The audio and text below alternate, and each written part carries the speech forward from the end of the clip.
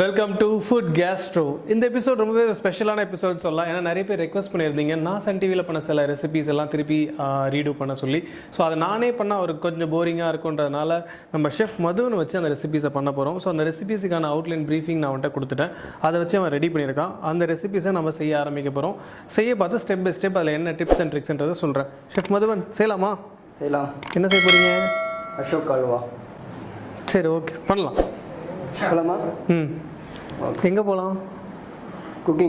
Cooking அதுக்கு தானே நிற்கிறோம். எங்கே போகிறோம்? ஓகே, ஒரு பிளான் வந்துருக்கோம். ஓகே, ஃபஸ்ட்டு வந்து நாம் என்ன பண்ணுறோன்னா ஃபஸ்ட்டு அடுப்பு ஆன் பண்ணோம். ஆமாம், கொஞ்சமாக கீ போட்டுக்கிறோம். கொஞ்சமான எவ்வளோ? ஒரு ஹாஃப் ஸ்பூன். எஸ்.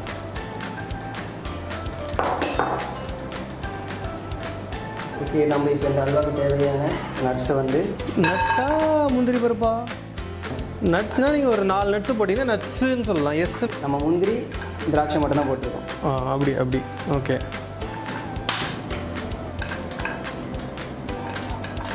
ஸோ இதை வறுத்துட்டு என்ன பண்ணணும்? இதை வறுத்துட்டு தனியாக ஒரு பவுலில் மாற்றி வச்சுக்கணும். கேஷ்யூநட் கலர் ஆகலன்னு ஒரு வெயிட் பண்ணிகிட்ருக்கேன். அப்படி இந்த கேஷ்யூநட் ரைசன்ஸ் வந்து ரோஸ்ட் ஆகிடுச்சு.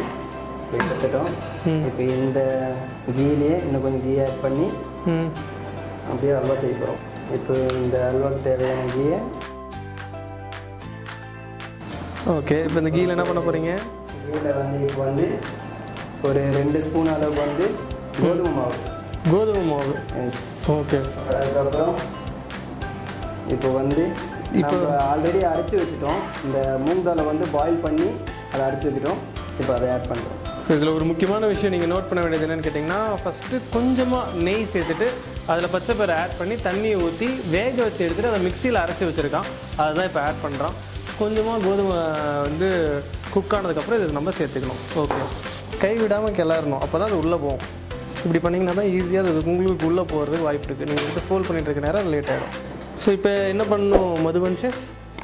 இது கொஞ்சம் நேரம் குக் ஆகணும். அதுக்கப்புறம் வந்து சுகர் ஆட் பண்ணணும். இது எந்த பதத்தில் வந்ததுக்கப்புறம் சுகர் ஆட் பண்ணணும்? இது கொஞ்சம் லைட் ப்ரௌன் கலரில் மாறும். ப்ரௌன் கலரில் மாறும். ஓகே, அந்த மாறினதுக்கப்புறமா நம்ம அதில் சுகர் ஆட் பண்ணிப்போம். அப்படிங்களா?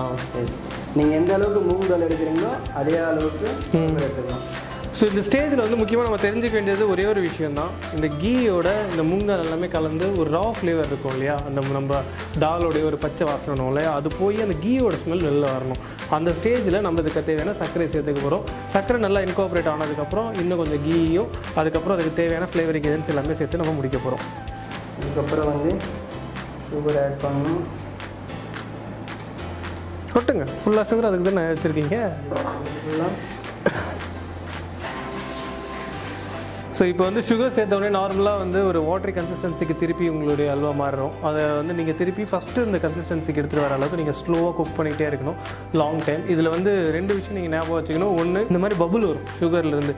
ஸோ அந்த மாதிரி அடிக்க பார்த்து கேர்ஃபுல்லாக ஹேண்டில் பண்ணுங்கள்.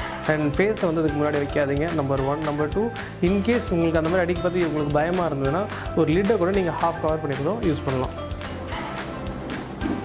அப்படியே அந்த திராட்சை இது சேர்த்துட்டிங்கன்னா நம்ம அல்வா முடிச்சுட்டு அடுத்த வேலையை பார்க்கலாம். சேர்த்துறேன். சரிங்க. டுடே நம்ம ரோஸ்ட் பண்ண நட்ஸ். ரோஸ்ட் பண்ண நட்ஸா? Sorry cashew nut and raisin. Ashok halwa ready. So ஒரு எக்ஸைட்டிங்கான டெசர்ட் ரெசிபி இன்றைக்கி பார்த்தோம். அசோக் ஹல்வா இது ஆல்ரெடி ஒரு சன் டிவியில் நான் பண்ண ரெசிபியை மதுவன் நம்மளுக்காக சூப்பராகவே சொல்லி கொடுத்தாரு. இதே மாதிரி ஒரு சூப்பர் எக்ஸைட்டிங் ரெசிபிஸோட உங்களை வந்து பார்க்குறோம். Until then, bye from Chef Saravanan and Chef Madhuvan.